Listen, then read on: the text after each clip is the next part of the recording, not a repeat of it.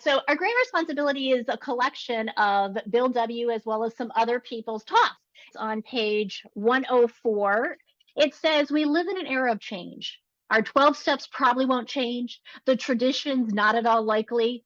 But our manner of communication, our manner of organizing ourselves for function, for service, let us hope that this goes on changing for better forever. Right? Bill W. wrote the concepts so that we can change Alcoholics Anonymous if we need to. And that's what this is saying. I hope we continue to change because I really do believe that virtual hybrid, it's the future of carrying the message. It's just a different vehicle. I heard it through the grapevine. Welcome. It's the AA Grapevine half-hour variety hour featuring the collected voices of Alcoholics Anonymous. I'm Don, an alcoholic in Greensboro, North Carolina. Hey, Don. Hey, everybody. I'm Sam, an alcoholic in Palm Springs, California. Hiya, Sam. You were at PRASA recently, which I learned is not the name of a blood pressure medicine. Well, I imagine that maybe there were some blood pressure changes while at PRASA because, it's the Pacific Region Alcoholics Anonymous Service Assembly, which means a bunch of us general service nerds got together. And you know what happens when service nerds get together? We have some really good conversations. It was a blast. I had a great time. Yeah, and probably your blood pressure went down in the process. It totally did. I like being with my people. You said that someone was asking, why are we missing opportunities like streaming PRASA for so many other people to be informed? It's a good question. Why not broadcast the whole convention? But that's not that easy to accomplish. There's a lot involved there. Are they going to participate, or are they only going to watch, or are they just going to listen, or can they vote? And that's hard to pull off. There's a lot of moving parts to something like that. And so just a normal event would have a lot of complicated processes. But you throw on top of it the anonymity nature of Alcoholics Anonymous and the fact that we would really want only members participating throws into it another thing. It's a complex issue that will not be solved today, Don. Well, online is here to stay. Oh, yeah. There was a COVID lockdown, and in this area, we needed an online meeting, and I started one that's still going on today. It's called Shivering Denizens. You can find it at nc23.org. We realized that if it was going to continue after about a year, we needed a home group. Mm-hmm. Because I was like running everything, and it's, that's not the way AA works. Yeah, so you were totally heading into bleeding deacon territory. Completely. I mean, there was blood all over everything. And so I had to step back, and we formed a home group and got a GSR and started participating in the service structure and rotating responsibility. Mm-hmm. It's a viable meeting, and I know quite a few people that got sober online and are still sober today. Mm-hmm. Absolutely. And, the online only and hybrid meetings, they're here to stay. The thing that's out now is, especially in an online only meeting, how are they represented in the general service structure? How do they have a voice and a vote in Alcoholics Anonymous?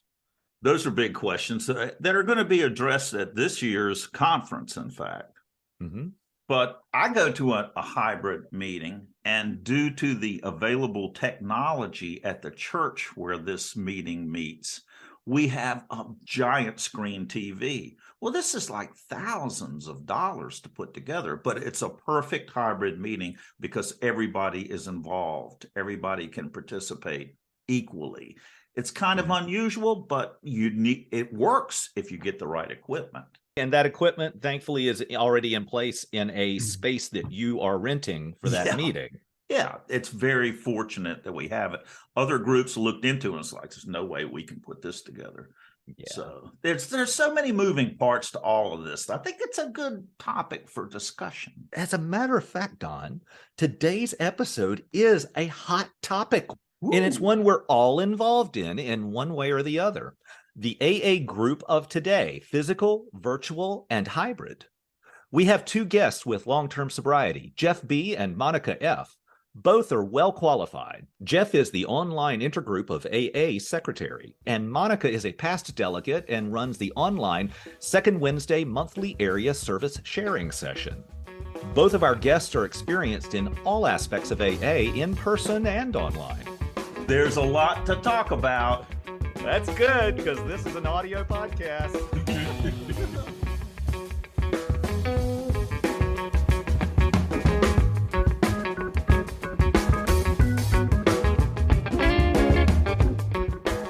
Hey, Don, how can I support the Grapevine podcast? Since the Grapevine is self-supporting, we don't sell ad space in our magazines, on our website, or even on our podcast. Grapevine doesn't even accept contributions from AA members. What?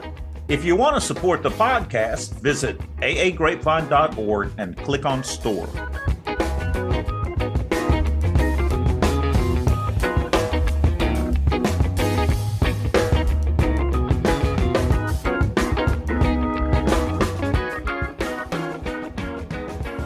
It's time for our hot topic, the AA group of today, physical, virtual, and hybrid. First, we'll meet Jeff B. and then Monica F. Well, thank you, Don. Thank you, Sam. My name is Jeff, and I'm an alcoholic. My sobriety date is August 1st, 2003. My home group is an online home group, the Back Porch International. I have a recovery sponsor, and because I do a lot of service work in AA, I also have a service sponsor. I served as the Panel 69 delegate in Area 44, Northern New Jersey. What does Panel 69 mean? It was the 69th conference since the conference started in 1951. So I heard that you can deduct 50 from the panel and you get the year of the panel. Well, no, you Oh, Don, you have gone down the nerd rabbit hole really quickly. Now, so you said Panel 60. Panel 69. So you take 1950 and add the panel number to come up with the year. So 1950 plus 69 gives you 2019. Oh, there you go. I knew there was a formula. There is a formula. And you can probably do that without a calculator, Don. And then I also currently got involved with the online intergroup of AA. And in December of last year, I was elected as the secretary. When you came to AA, what was happening to you that enabled you to surrender to this process of getting sober in AA? In 2003, I had gotten my second DUI. Before that one went to court, I got my third. So you lose your license for 2 years. For your second, you lose it for 10. Try getting around in New Jersey for 12 years without a car. Right. What do you have to do? You have to ask a lot of people for rides, and you have to ask a lot of people for help. So I'm convinced that my higher power, which knows that Jeff doesn't ask for help, he made sure that Jeff learned how to ask for help. How'd you hear about AA? Well, the judge for my third one basically gave me a choice. He said, Jeff, you can go to jail for 90 days, or you can go to rehab. And for every day you're in rehab, I'll take 1 day off of a 90-day sentence. And for every 3 AA meetings you do when you come out, I'll take another day off. So basically, he was trying to get me to do a 90 and 90. You got a nudge from the judge. I got a nudge from the judge. And when I was sober for a year, I wrote that judge a letter thanking him, which is, I'm very sure, different than the kind of letters that the judges usually receive. But for me, it was a wake-up moment, basically. So here I am, I'm in rehab. Several things happened there that kind of set my recovery in the right path. I met a woman whose license plate was actually Step 11. And at the time, I had no idea what that meant. Step 11, sought through prayer and meditation to improve our conscious contact with God as we understood him, praying only for knowledge of his will for us and the power to carry that out. Absolutely. And so I was talking to her. She wasn't my counselor, but I had a very rocky relationship with my father. I tell people, that my dad basically had two emotions, anger and rage, right? And he was very negative and very critical. And I never really felt like he loved me. And that really colored a lot of my life. This woman gave me a breakdown of the Lord's Prayer. And in the part where it talks about forgiveness of others, It had a way that you could forgive anybody for anything. And I did that, for my father, right? And it started that healing that I needed to do with him. He died 2 years before I got sober. It would end with me making my ninth step amends to him at his graveside, right? And finally putting that relationship in its proper place, right? The other thing that this woman did was she did these guided meditations at night. So at 11 o'clock, you had to turn off your lights, go to bed, you couldn't read. And so for no other motivation than to not go to bed at 11 o'clock, which I had never done in my life, I went into the cafeteria with my pillow and my blanket, and we did these guided meditations. And they were wonderful. We walked along moonlit shores. We listened to the birds in the lake, right? And for the first time in my life, I felt peace and tranquility. I had never had any peace and any serenity. That's why that ninth step promise, we will comprehend the word serenity and we will know peace, is one of my favorites. It started for me a practice of meditation, which I had never considered. I thought it was boring, you fall asleep, and to this day, I start out every day with meditation and later added prayer to that as well.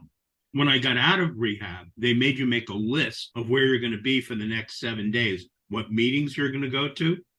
So I got out on a Saturday, and the meeting was at 8 o'clock, one town over from me. I went there to that meeting, not knowing what to expect, and I raised my hand, and I said, hey, I just got out of a rehab 8 hours ago. And they took that meeting, and they told me what to do. They told me, get a home group, get a sponsor, go to a lot of meetings, work the steps. 2 days later, I went to my first step in tradition meeting, which was run by two guys named Bill and Bob. and the Bill was this guy, Bill B., who had 50 years of sobriety, who went to meetings with Bill W. in northern New Jersey. And it was a really great meeting. We did a step a week. We read it out of the 12 and 12. But before that, we read the tradition out of the 12 traditions illustrated. So I learned my steps and my traditions. You're carrying all of that with you through to today. Oh, yeah. I'm a big traditions guy. I do like a lot of traditions workshops. My recovery sponsees, I take them step by step through the big book. I walk all my service sponsees through the traditions. We read them like people go through the big book. Mm-hmm. And when we're done with traditions, we do concepts out of the 12 concepts illustrated. Thanks, Jeff. Yeah. Monica, welcome. Please tell us a little bit about yourself. Sure. Hi, everyone. My name is Monica, and I'm an alcoholic coming to you live from the heart of Chicago. My sobriety date is October 12th of 2009. I'm actively sponsored. My home group is the Common Solution Group. We meet on the north side of Area 19, which is Chicagoland, Saturday mornings at 10 a.m. And we are a very big, active, open meeting of Alcoholics Anonymous. So whether you're an AA member, not sure if you're an AA member, or you're in another fellowship, you're more than welcome to attend. So what possessed you to do something drastic like darken the rooms of AA? I came to Alcoholics Anonymous because I had a really bad night. Oh. I mean, that's the short of it. It wasn't any different than many of the other times that I got drunk and crossed a lot of lines and did a lot of things that my parents never raised me to do. My last drunk was actually at a company event. I know, right? Really bad. So that morning, I took 150 people to a Kansas City Chiefs football game. And we started drinking at about 9 a.m. with a Bloody Mary bar and a margarita bar and top shelf bars, all you can drink, barbecue, right? And, if you wanted a Chiefs jersey, I was more than happy to buy it for you with the company credit card, right? Completely disrespectful of my company. And so I spent money like I didn't have a care in the world. And then after the game, we continued to drink at one of my favorite dive bars, right? I love those bars where your feet would just stick to the floor and you could go in the corner and you could hide and you could drink and nobody would bother you. But then things got a little bit fuzzy and I'm not 100% sure what happened the rest of the day. But what I will tell you is the next morning I woke up in my hotel room with the alarm going off and the phone ringing. I was not 100% sure what time I got home or who I had been with or what I had done. Bill Wilson really describes this best in the big book. He says the horror and the remorse of the next day are unforgettable. And that is exactly how I felt. And so I begin to piece together what happened. I'm going through my phone. What text did I say? What receipts did I have? What money did I spend? And so the short of the story is I get home. I suddenly fall to my knees and I say the words out loud that I had known for so long. And that is, I'm an alcoholic. And so I called into sick to work the next day and I'm going to get myself a therapist. So I get a therapist, the therapist clears his schedule. He gives me like 2 hours and I say all these things that had been on my mind for such a long time that I wasn't about to say. But I picked a therapist who was familiar with Alcoholics Anonymous. And so he said, you need to go to AA. I said, nope. Absolutely not. I saw that movie. I know what they do there. I am not going. It's drastic. You need to go to AA. Oh! So guess what I did 3 days later? I went to AA. I went to Alcoholics Anonymous, and I will tell you, my first meeting was horrible. My perception is that they said things to me like, what's your name? Speak up. We can't hear you. And I'm crying, and no one came up to me. No one gave me their phone number. And they held hands and they chanted. And I bolted from that room, and I swear to God, I was never, ever, ever going to go to Alcoholics Anonymous again. Nope. Nada. Not going to happen. And then 7 days sober, I went back to where I had my last drunk in Kansas City. I'm there on business again. And I'm like, I can't do this. So I called the local Kansas City hotline and I said, I'm in town. I need to go to a meeting. And they're like, there's a meeting a half a mile down the street from your hotel. You should go. And I went. And this man walks up to me and he says, my name's Carl. You look new. And I'm like, Carl, I have 7 days of sobriety. And he's like, come here. I want you to meet this person. I want you to meet that person. Anyway, it was absolutely beautiful. It was absolutely beautiful experience. I think it is. I'm so glad that you mentioned that because it is so incredibly important for us to welcome people into the rooms. And I fall into that trap of, I haven't been to this meeting in a while. I don't know if you're new or if I just came when you weren't here. And so I am naturally not inclined to introduce myself. Right. Always greet the newcomers. Yep. Even if they're not newcomers. Well, our primary purpose is to carry the message to the alcoholic that's still suffering. It doesn't say to the newcomer, and that person who's suffering could have double-digit of sobriety. We don't know. Yeah. You can't see pain sometimes. Monica, what was something that happened in AA that turned everything around for you? So I think what happened to me is a different type of sponsorship. And I say that because I did sit in the rooms of Alcoholics Anonymous for my first 7 months and I didn't get a sponsor. And I heard the words that you said, and I saw the steps on the board, and I was like, I am not doing that. I am not going to tell them every deep, dark secret, and I'm certainly not going to make amends for it. I don't know what I did to them. Why would I tell them? And I got a sponsor, and she took me through the book, line by line, page by page.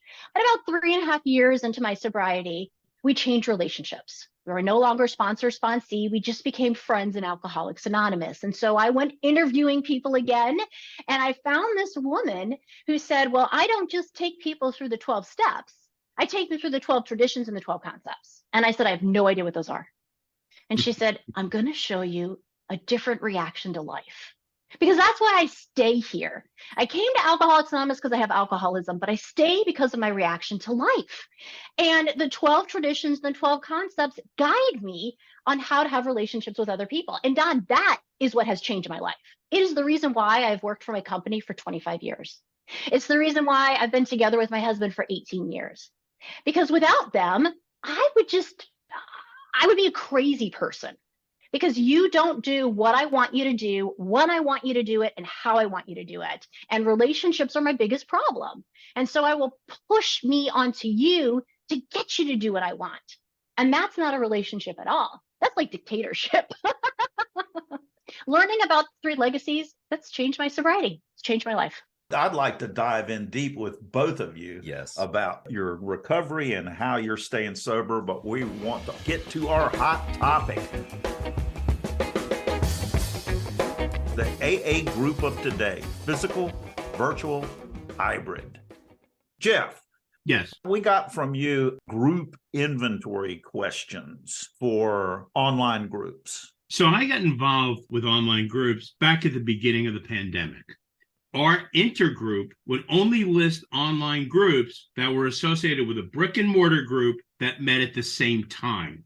So I said, well, I've heard of this organization, the online intergroup of AA. Let's see if we can get listed with them.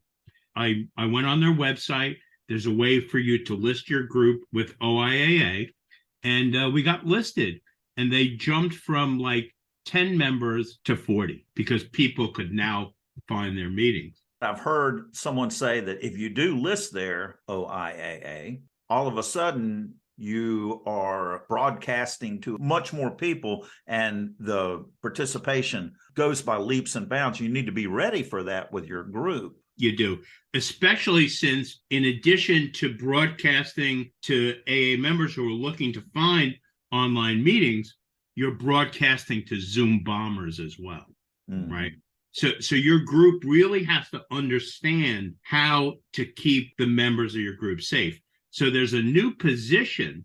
We look at what service positions exist in our groups. Well, an online group needs to have Zoom operators who know how to keep bombers out of the meetings because they are exceedingly disruptive. Yes. And one of the things we do at OIAA is we actually do safety workshops where we will give an online guide on how to keep your group safe, to set up a meeting room, to make sure that, before somebody comes in, they turn their camera on so that you can see it's a real person, to keep them muted and only be able to speak when the host unmutes you. How do you find online intergroup AA and get these resources you're talking about? So AA-intergroup.org. They have an incredible meeting directory. OIAA currently tracks 6,500 online meetings worldwide in 14 different languages. Fantastic. And I learned something. Your meeting finder on your website adjusts for the time zone that the visitor is in. Absolutely. So meetings are super easy to find, even if they're happening on the other side of the planet. Yeah. And when you come in, it will give you the meetings that are going on now within your time zone. And then you could filter it based on day. You can filter it based on language. You can even filter it based on needing verification that you attended the meeting. Oh. So there are a number of meetings for people who are required to do that through the courts, like I was required to do for about a year. Okay, so now back to group inventory. Bill Wilson talked about the flying blind periods that we've had in Alcoholics Anonymous. Well, we're flying blind to a large extent with online groups. Yes. An online group can be just as robust as an in-person group and can have all the same things that an in-person group has. They can have the meeting before the meeting. They can have the meeting after the meeting. There are service positions. There are commitments, right? They can have a GSR, a general service rep, by the way. They can have an intergroup rep. And in my group, we have a GVR, a Grapevine rep, to get the message of the Grapevine out there. Well, I like this question. What successful outreach methods does your online group use to encourage AA newcomers to attend and return, rather than somebody just appearing on the screen and then disappearing? Well, that's a good question. There are several ways that online groups can encourage newcomers. When the meeting starts, one of the early things that we do, in the same way that we do it in an in-person meeting, we ask if there's anybody new to AA. Is this anybody's first meeting? And we ask people to identify themselves and give us their day count if they want. Okay. We also will have members of the group put their phone numbers and email addresses in the chat so that newcomers can find a sponsor if they need to. Online groups do chips the way that in-person groups do as well, to let newcomers identify their periods of sobriety, 60 days, 90 days, etc. Thanks, Jeff. Monica, can you tell us a little bit about making the most out of online meetings? In 2020, we had a big increase of online presence, right? And that was a huge silver lining that allowed AA to make some very big advancements that would have taken many, many years if this compelling event had not happened. So our mushrooming effect got to continue. I mean, we've always said that AA can be carried through the mail, right? And through the jails. And now we just have a different vehicle. I started sponsoring people on FaceTime years and years ago.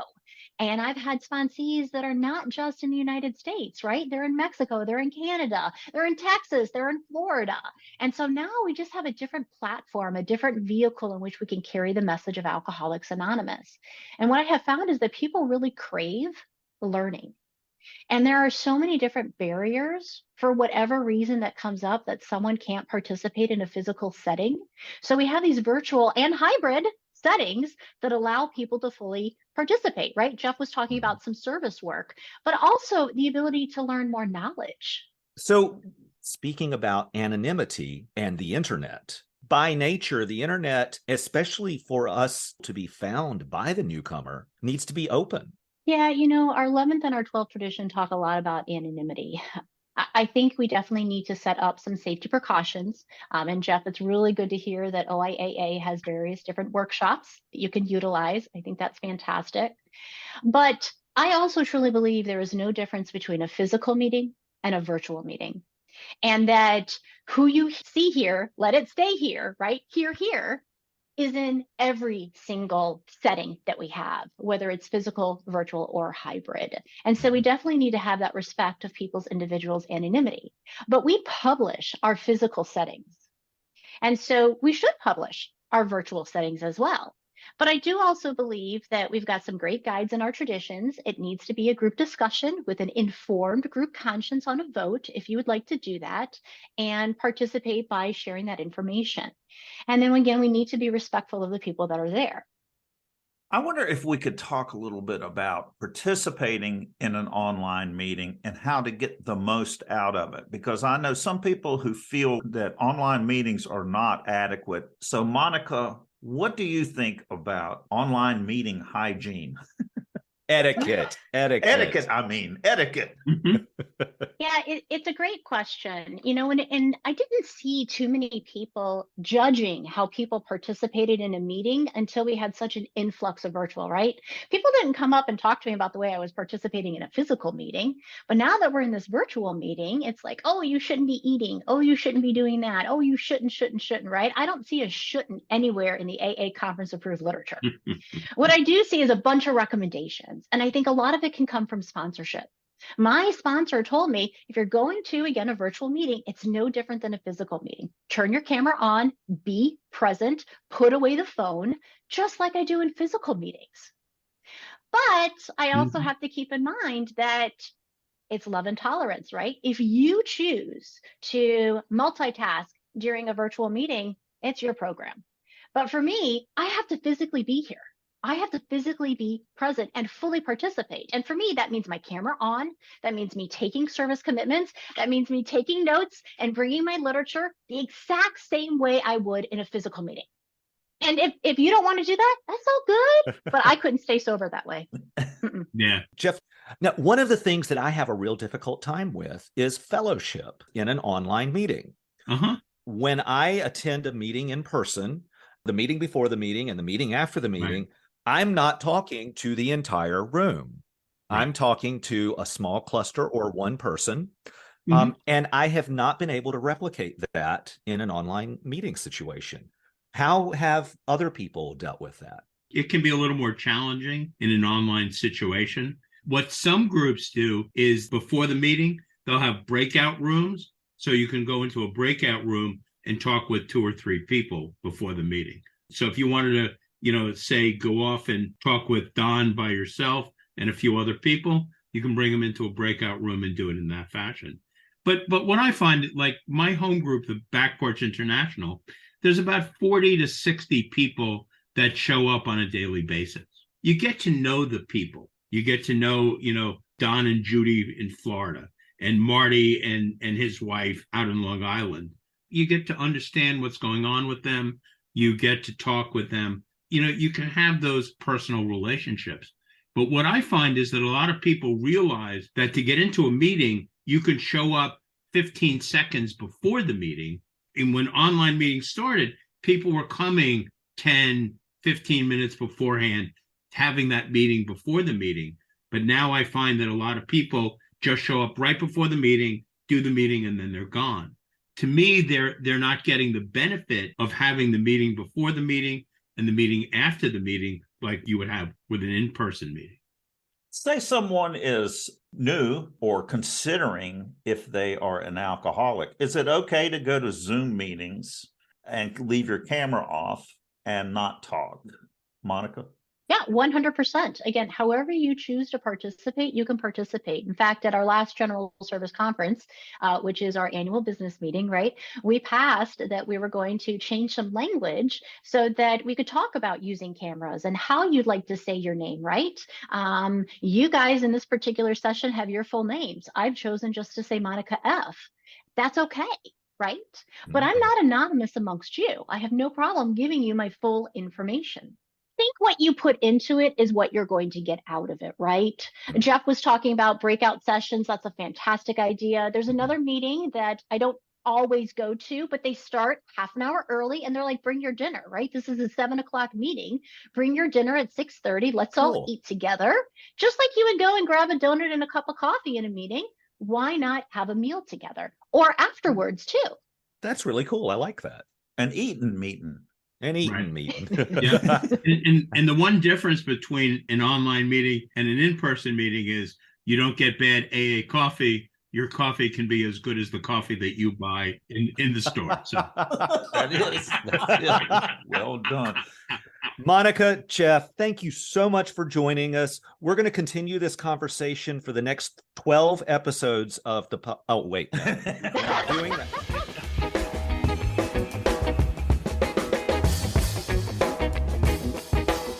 It's time for listener feedback. Hey, folks, why not write us at podcast@aagrapevine.org or give us a call at 212-870-3418 with your thoughts. Operators are standing by. Thank you for calling the AA Grapevine podcast. Your call is very important to us. And now we have an email from Sheila. Hello, I'm Sheila, and I'm an alcoholic. My sobriety date is 2/3/1993. On the Grapevine podcast I listened to today, Don and Sam asked for opinions about open and closed meetings. I believe open meetings are necessary for those who need to learn about AA. I work for a residency program training doctors. We want our doctors to know about AA so they can advise their patients who may have a problem with alcohol. In fact, we have a rotation that requires the resident to attend an open AA meeting. We give them a schedule of the open meetings. I hope open meetings continue. As for closed meetings, I feel more comfortable sharing in a closed meeting. Thanks for letting me share. Sheila. Sheila, thanks so much for writing in. First of all, I love that you give the residents a schedule of just open meetings. I think that's a fantastic way to go, and it just makes it very easy for them. I, too, am 100% for let's keep the open meetings, but that was never part of our conversation that we wanted to get rid of them. We just want to make sure that anyone who is interested in AA knows that they're welcome and what meetings to come to. I still love the idea of public meeting and private meeting as well. But I think one of the things that's coming into play here, the way that AA uses the word open and closed is really unique to AA vernacular. It's not used in that way anywhere else that I'm aware of. Therefore, it's not a common understanding out in the world unless you're familiar with AA. So yes, we definitely need to keep the open meetings, and I'm so glad that we have them for our doctors and other medical professionals and other people to come and learn about AA. It's important. Thank you very much for writing, Sheila. We got an email from Vivian. Hey, Don, listen to this. So the subject of the email is anonymous. Yeah. Dang, I had a hard time just spelling the A word. So, hi guys, I'm an alcoholic, and just FYI, I'm 70 years old. So I do have a question. I was checking out the website, and you can do this hashtag thing, but you have to do it on social media. So if I want to share something I heard in a meeting, I have to go to a social media site and do the pound thing. Then this will show up on my public page. This means my non-AA friends will ask me what the heck I'm talking about. So now you know why I shared my age with you. Can you just imagine what it's like with a PI background material on the social media info? What a hoot! Thank you for your delicious service, Vivian F. Vivian, thank you for pointing this out to us. This is a blind spot. This is why I always say pound sign heard in a meeting, because I'm 71 years old. No, I know what a hashtag is. But yeah, you don't have to do hashtag heard in the meeting on social media. If you hear something that really works for you and you want to share it with us, but you can also call us or email us. And all that information's available at aagrapevine.org/podcast. Yes, I've been reticent for the same reasons to ever share hashtag heard in a meeting. I mean, there's not very much in a meeting that I want to share with a few 100,000 people. Oh, I think that your friend list has grown a little bit. Well, who knows what's going to happen on the internet, Sam? What if my hashtag goes viral? Oh, no. So yes, folks, please do let us know if you hear something really cool. We'd love to hear from you.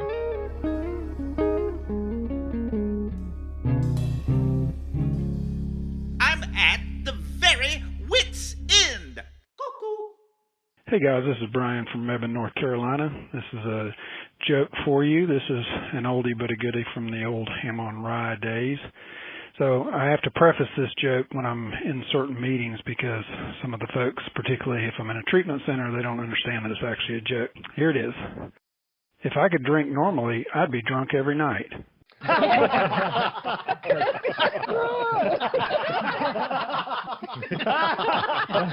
It's really not that funny.